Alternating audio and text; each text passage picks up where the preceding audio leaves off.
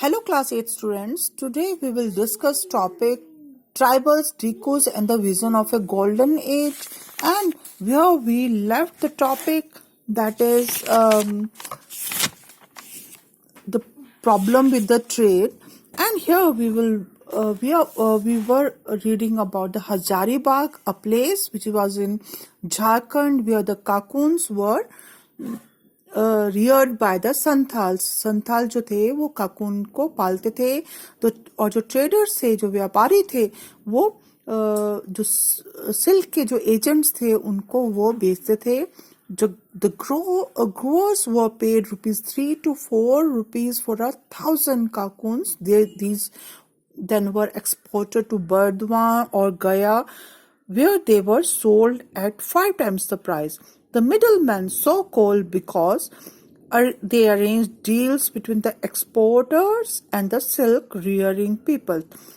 तो आप यहाँ पर हम पढ़ रहे हैं कि जो काकून का जो प्राइस था 1,000 काकून का, वो सिर्फ ₹3 या ₹4 था, और ये फिर बाद में बेचे जाते थे बर्दवान और गया में, जहाँ पर ये 5 गुने दामों पर बिकते थे. So this shows that the profit goes mainly to the middlemen. The silk growers earn very little. Understandably, many tribal groups saw the market and the traders as their main enemies. अब जो silk grow करने वाले जो people थे, tribals थे, उन्होंने ये देखा कि जो मिडिल मैन है वही सारा प्रॉफिट कमा रहा है. तो उन्होंने क्या किया कि वो मार्केट और ट्रेडर्स को जो थे वो मेन एनिमीज मानते थे, अपना मुख्य दुश्मन मानते थे. The search for the work.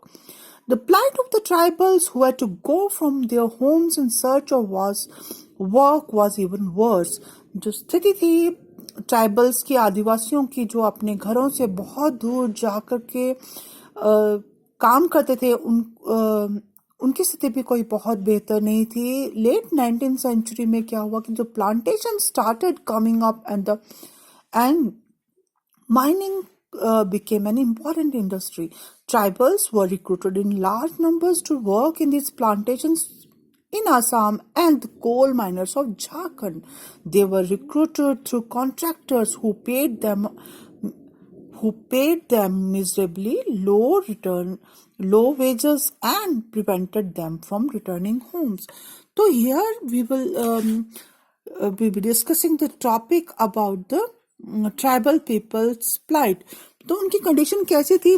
स्थिति बहुत खराब थी. इवन जो वर्कर्स थे, वर्कर्स थे जो काम कर रहे थे फील्ड्स में, माइनिंग फील्ड्स में, और साथ में प्लांटेशंस में, असम के जो टी प्लांटेशंस जो बाग थे उनमें काम करने वाले जो, और कोल माइनर्स जो थे झारखंड के, वहां पर भी उनको भी भर्ती कौन करता था? कॉन्ट्रैक्टर्स भर्ती करते थे, और उनको बहुत कम दाम मिलते थे, बहुत कम मनी मिलती थी एज वेजेस, एंड उनको घर जाने को अलाउड नहीं था. A closer look. Through the 19th and the 20th century, tribal groups in different parts of the country rebelled against the changes in the laws. The restrictions on their practices, the new taxes they had to pay, and the exploitation by traders and moneylenders. 19th और 20th century में जो tribal groups थे, आदिवासी थे, उन्होंने विद्रोह किया. किसके against? For the जो भी कानून में बदलाव लाए गए थे, जो उनके कार्यकलाप थे, उन पर जो रेस्ट्रिक्शंस इम्पोज थी, मतलब उन पर जो रुकावटें रोक लगाई गई थी, और the new taxes they had to pay, जो नए टैक्स उनको पे करने पड़ते थे, and the exploitation by traders and money lenders. और जो मनी लैंडर्स थे, जो मनी उनको प्रोवाइड करते थे, और साथ में व्यापारी थे, उनके वो जो एक्सप्लॉइट कर रहे थे इन लोगों को, इनका शोषण कर रहे थे, उनके अगेंस्ट इन्होंने विद्रोह किया. The Kols rebelled in 1831 and 32. Santhals rose in revolt in 1855. The Bastar rebellion in central India broke out in 1910, and the Worli revolt in Maharashtra in 1940. This movement that Birsa led was one such moment. Now we will study about the Birsa Munda. Birsa was born in the mid 1870s, the son of a poor father. He grew up around the forest of Bhandas, grazing sheep, playing the flute, and dancing in the local akhada. Birsa 1870 के बीच के दशक में पैदा हुआ था। गरीब पिता का बेटा था और वो होंडा के जंगलों में पैदा हुआ था। वो भेड़ चराता था, बांसुरी बजाता था और लोकल जो अखाड़ा होते थे जहाँ पर दंगल वगैरह होते थे तो वहाँ पर डांस भी करता था। फोर्स्ड बाय द पॉवर्टी, गरीबी के कारण मजबूर होकर के उसके फादर ने his father had to move from one place to another looking for the work.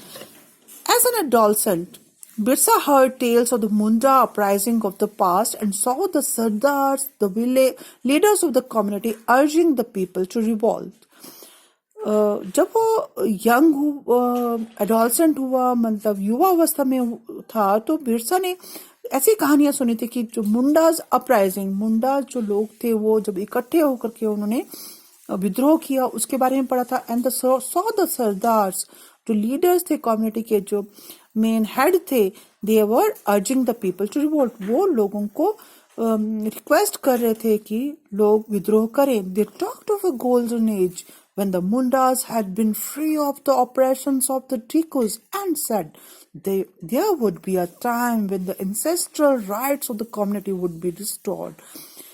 वो एक ऐसे युग के बारे में बात करते हैं जब मुंडा जो है वो आजाद हो जाएंगे डिकुस के दबाव से, ऑपरेशन से, उनके जो अत्याचारों से। डिकोस जो थे वो इंग्लिश पीपल थे and there would be a time जब उनके सारे पुराने एंसेस्ट्रल जो पारिवारिक जो अधिकार है उनकी कम्युनिटी के, उनके वर्ग विशेष के, उनको मिल जाएंगे, restored. They saw themselves as the descendants of the original settlers of the region. वो अपने को मानते थे कि वो दे वर द डिसेंडेंट्स, मतलब वो अगली पीढ़ी है किसके? Original settlers of the region. उस क्षेत्र के जो ओरिजिनल निवासी थे, जो वहीं के जो पहले के निवासी थे, उन्हीं के वो अगली पीढ़ी है। Fighting for their rent, for the land, मुल्क की लड़ाई, reminding people of the need to win back their kingdom. वो लोगों को वो याद दिला रहे थे कि उनको अपने किंगडम को वापस लेना है। Birsa went to the local missionary school. वो लोकल मिशनरी स्कूल में गया और missionary school that were established by the Britishers and listen to the sermons of the missionaries. और जो मिशनरीज थे वो जो कि झील, उनमें अंदर झील थी कि अपने इंग्लिश एजुकेशन को प्रोपोगेट करने की, बढ़ाने की। he heard it said that it was possible for the Mundas to attain the kingdom of heaven, कि जो मुंडास हैं वो किसकी? किंगडम ऑफ हेवन, स्वर्ग का राज वो पा सकते हैं, अपने खोए हुए लॉस्ट राइट्स को पा सकते हैं। This would be possible for them, they become, अगर वो गुड क्रिश्चियंस बन जाएं and give up their bad practices. Later, Birsa also spent some times in the company of a prominent Vaishnav preacher. He wore the sacred thread and began to value the importance of purity and piety. Birsa ने कुछ समय Christian missionaries के साथ बिताया और वहां पर good Christian बनने के,